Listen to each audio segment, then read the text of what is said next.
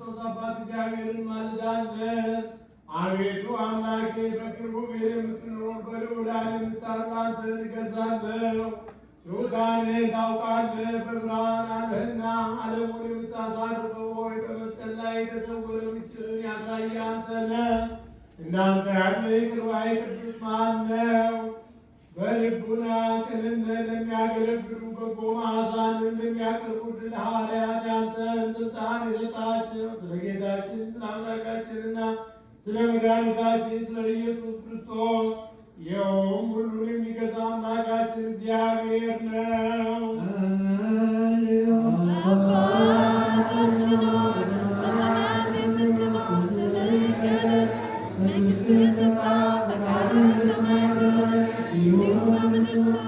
የዕለት እንጀራችንን ስጠን ዛሬ፣ በደላችንን ይቅር በለን እኛም የበደሉንን ይቅር እንደምንል፣ አቤቱ ወደ ፈተና አታግባን ከክፉ አድነን እንጂ